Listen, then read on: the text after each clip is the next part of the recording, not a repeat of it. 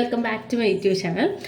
So ഇന്ന് നിങ്ങൾക്ക് എല്ലാവർക്കും അറിയാം, കുറച്ചൊരു 3 months അല്ല കുറച്ച് നാൾ മുമ്പ് വരെ എൻ്റെ ഫേസ് കംപ്ലീറ്റ് പിമ്പിൾസ് ആയിരുന്നു. പിമ്പിൾസ് എന്ന് വെച്ചാൽ ഭയങ്കര ഇൻറ്റൻസ് പിമ്പിൾസ് ആയിരുന്നു. ഇപ്പോൾ അളിയൻസിൻ്റെ പണ്ടത്തെ കുറച്ച് എപ്പിസോഡ് മുമ്പ് നോക്കിയാൽ തന്നെ അറിയാം, ഭയങ്കര ഇൻറ്റൻസ് ആയിരുന്നു. ലൈക്ക് എനിക്ക് തോന്നുന്നു എൻ്റെ ഫേസിൽ കണ്ണ്, മൂക്ക്, ചുണ്ട് ഒഴിച്ച് ബാക്കി എല്ലാ സ്ഥലത്തും മൂക്കിലുണ്ട് കംപ്ലീറ്റ് കുരു ആയിരുന്നു. അപ്പോൾ അതിപ്പം മാറിയപ്പോൾ കുറേ പേര് ചോദിച്ചു എന്ത് ചെയ്തിട്ടാ മാറി. കാര്യം ഇപ്പോഴും അതിൻ്റെ സ്കാർസ് ഉണ്ട് കേട്ടോ. ആ കുരു പോയതിൻ്റെ സ്കാർസ് പതുക്കെ പോകത്തുള്ളൂ, അതുണ്ട്. പക്ഷെ പുതിയ കുരുക്കൾ ഒന്നൊക്കെയുള്ളൂ, ബാക്കി എല്ലാം പോയി.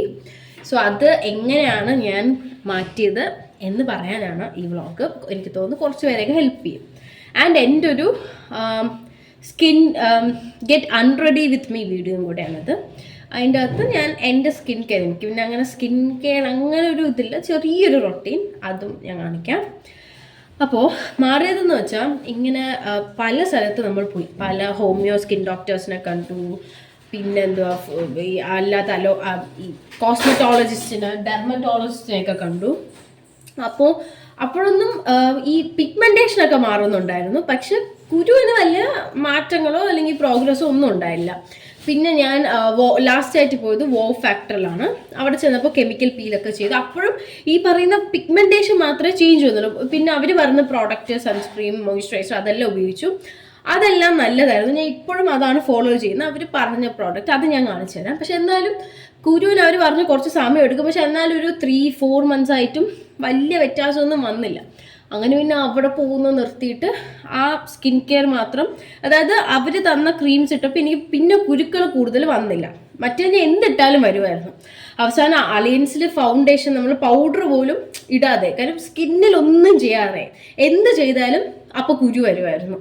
ഭയങ്കരമായിട്ട് ട്രിഗർ ചെയ്യും. വേറൊരു ക്രീം ഇടുമ്പോൾ പിമ്പിൾസ് വരും, ഫൗണ്ടേഷൻ ഇടുമ്പോൾ വരും, പൗഡർ ഇടുമ്പോൾ, കോമ്പാക്ട് പൗഡർ ഇടുമ്പോൾ വരും, പിന്നെ ഈ വേറെ ക്രീംസ് ഇടുമ്പോൾ വരും. അപ്പം ഈ വോ ഫാക്ടറിയിൽ നിന്ന് തന്ന ക്രീംസ് ഇടുമ്പോൾ മാത്രം വേറെ റിയാക്ഷൻസ് ഒന്നുമില്ല, ഉള്ളതുള്ള പോലെ ഉണ്ട്. അങ്ങനെ ഇരിക്കുകയാണ് മഞ്ജു അമ്മയുടെ സർജറി ലാസ്റ്റ് ഇയർ. അപ്പം സർജറിയുടെ കാര്യത്തിന് GG ഹോസ്പിറ്റലായിരുന്നു. അപ്പം മഞ്ജു അമ്മ ഇവിടെ ട്രിവാൻഡ്രത്ത് വരുമ്പോൾ എപ്പോഴും പോകുമ്പോഴത്തേക്ക് ഞാനും അമ്മയാണ് കൂടെ പോകുന്നത്. അപ്പം ഞാനും ഇങ്ങനെ കൺസൾട്ട് ചെയ്യാൻ വേണ്ടി ഡോക്ടർ അനിത പിള്ളയായിരുന്നു മഞ്ജു അമ്മയുടെ ഡോക്ടർ. അപ്പോൾ ഡോക്ടറിനെ കൺസൾട്ട് ചെയ്യാൻ പോകുമ്പോൾ എനിക്കിതൊക്കെ കേൾക്കാൻ ഭയങ്കര ഇഷ്ടമായിരുന്നു. ഞാനിപ്പോൾ ഇങ്ങനെ ഇരിക്കുമായിരുന്നു. അപ്പോഴാണ് ഡോക്ടറിൻ്റെ അടുത്ത് ഇങ്ങനെ കാര്യമൊക്കെ ചോദിച്ചിട്ട് പറഞ്ഞു, ഈ പിമ്പിൾസ് കുറേ നാളായിട്ടുണ്ടോ? ഞാൻ ഉണ്ടെന്ന് പറഞ്ഞു. എന്നിട്ട് എൻ്റെ ചോദിച്ചു പീരീഡ്സ് ഒക്കെ റെഗുലറാണ്, അപ്പോൾ അതൊക്കെയാണെന്ന് പറഞ്ഞു. അപ്പോൾ പറഞ്ഞു ഇത് എനിക്ക് തോന്നുന്നു ചെറിയ ഹോർമോണൽ ചേഞ്ചസ് ആണ്, അതായത് PCODയുടെ ചെറിയ വേരിയേഷൻ. ഞാനത് ചെക്ക് ചെയ്തിട്ടുണ്ട്. അപ്പോൾ എനിക്കൊരു പ്രശ്നമില്ല, കംപ്ലീറ്റ്ലി നോർമലായിരുന്നു. പക്ഷെ അതിൻ്റെ ചെറിയ വേരിയേഷൻ ഉണ്ടെങ്കിൽ ഇങ്ങനെ മാറാത്ത ഇങ്ങനെ കുരുക്കൾ, ഈ ടൈപ്പ് കുരുക്കൾ വരുമെന്ന് പറഞ്ഞു. അങ്ങനെ എനിക്ക് ഗിന്നറ്റ് 35 എന്ന് പറഞ്ഞൊരു പില്ല് കഴിക്കാൻ പറഞ്ഞു. ഞാൻ ഏകദേശം 6 months ആ പില്ല് കഴിച്ചു. അപ്പോൾ 1 month, 2 month, 3 month ആകുമ്പോൾ തന്നെ എനിക്ക് ഇതുവരെ ഞാൻ ഇത്രയും സ്കിൻ ഡോക്ടേഴ്സിനെ കൺസൾട്ട് ചെയ്തിട്ടും കിട്ടാത്ത ചേഞ്ചസ് തുടങ്ങി. അങ്ങനെ 6 months ആയപ്പോൾ കുരു കംപ്ലീറ്റ്ലി പോയി. അങ്ങനത്തെ ആ ഒരു കുരു പോയി. പിന്നെ അല്ലാതെ എന്തെങ്കിലും ഫേസ് വാഷൊക്കെ മാറ്റി ഉപയോഗിക്കുമ്പോൾ ഉള്ള, പിന്നെ ഒക്കേഷണലി ഉള്ള 1-2 കുരുക്കൾ വരും, അതപ്പം തന്നെ പോകും. ആ ഒരു ഇൻറ്റൻസ് കുരുക്കൾ കംപ്ലീറ്റ് പോയി. ഇപ്പം ഞാൻ നിർത്തി. ആക്ച്വലി ഒരു 6 months കഴിഞ്ഞപ്പോൾ എൻ്റെ അടുത്ത് സ്റ്റോപ്പ് ചെയ്യാൻ പറഞ്ഞിട്ട് ഞാൻ നിർത്തി. അപ്പം എനിക്കതായിരുന്നു, എല്ലാവർക്കും അതാവണമെന്നില്ല, പക്ഷെ പലർക്കും അതായിരിക്കാം. സോ ഇങ്ങനെയാണ് എൻ്റെ പിമ്പിൾസ് ആക്ച്വലി എന്താ പറയുക ക്ലിയർ ആയത്.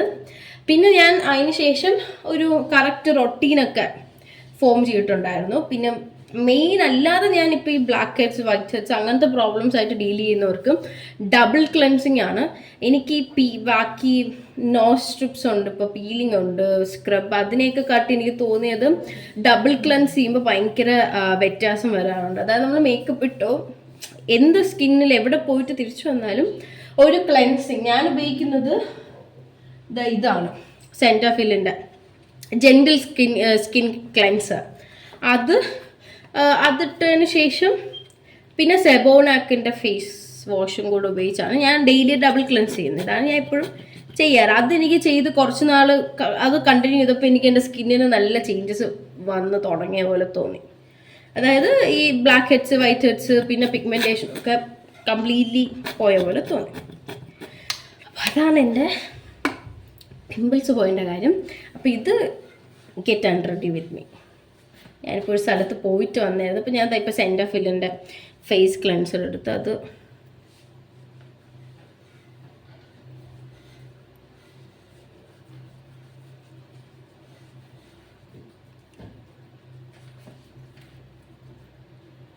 ആക്ച്വലി ഒരു കുറച്ച് സെക്കൻഡ്സ് നല്ലോണം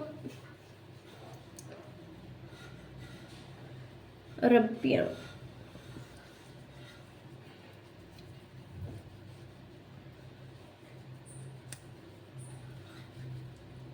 ഇത് ഞാൻ മുടി വെട്ടി കേട്ടോ. ആക്ച്വലി ഞാനത് അല്ലാതെ സലൂണിൽ പോയി ഹെയർ കട്ട് ചെയ്തതാണ്. അപ്പം എനിക്ക് വേണ്ടത്ര ഷോർട്ടാക്കിയില്ല. അപ്പം ഞാൻ തന്നെ ആ സമയത്ത് എനിക്ക് തോന്നില്ല. പിന്നെ എനിക്ക് തോന്നി കുറച്ചൊരു ഷോർട്ടാക്കാനെന്ന് തോന്നിയിട്ട് ഞാൻ തന്നെ യൂട്യൂബ് നോക്കി കട്ട് ചെയ്തതാണ്. ചെറുതായിട്ട് ഫെയിലായിപ്പോയി.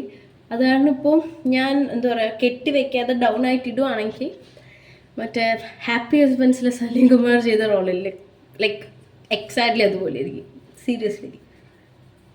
അതാണ് ഞാൻ എപ്പോഴും കെട്ടി വെക്കും വളരുന്ന വരെ.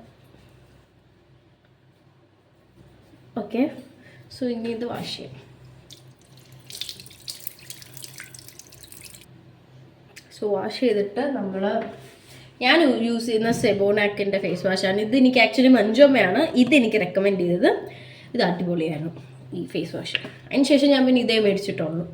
വേറെ എന്താ പറയുക, വേറെ ട്രിഗേഴ്സ് ഒന്നുമില്ല. ഇത് നല്ല ഫേസ് വാഷ്.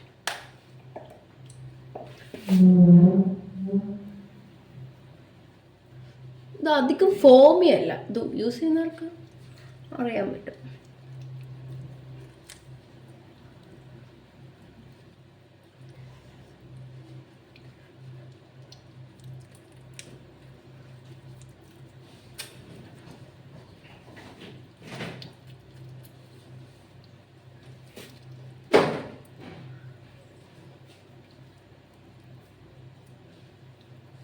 സോ ഇത് വാഷ് ചെയ്തിട്ട്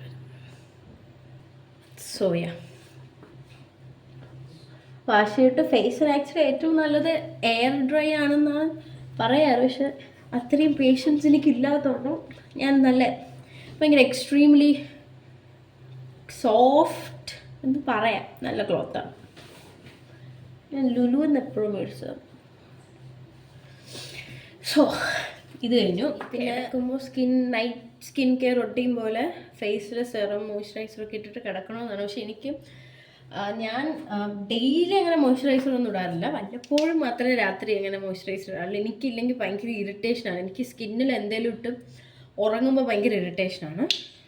സോ വല്ലപ്പോഴും ഓവർ എന്തൂസിയാസ്റ്റ് ആകുമ്പോഴത്തേക്കും ഞാൻ ഇതൊക്കെ കഴിഞ്ഞ് മോയ്സ്ചറൈസറൊക്കെ ഇട്ടിട്ട് കിടക്കുന്നത്. ഇത് നല്ല മോയ്സ്ചറൈസറാണ്, മാക്സ് റിച്ചിൻ്റെ ഇതെനിക്ക് ഫാക്ടറിയിൽ നിന്ന് സജസ്റ്റ് ചെയ്ത മോയ്സ്ചറൈസർ. എനിക്കത് ഭയങ്കര ഇഷ്ടമാണ്. ഞാൻ പിന്നെ അതിന് ശേഷം ഇതേ മേടിച്ചിട്ടുള്ള കുറേ എപ്പോഴും ഇതാണ് മേടിക്കുന്നത്.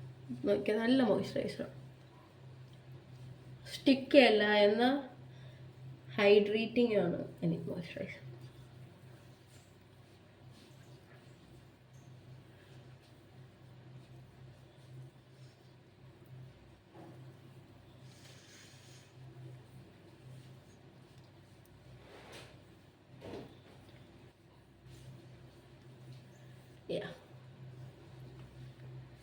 പിന്നെ ഇപ്പമായിട്ട് വാസ്ലീൻ നല്ലതാണ്.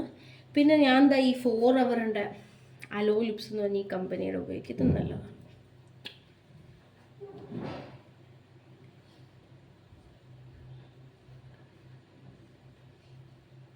ഇത് നമ്മളിപ്പം വാസ്ലീൻ പോലെ രാവിലെ ഇട്ടാൽ രാവിലെ വരും, രാത്രി ഇട്ടാൽ രാവിലെ വരും.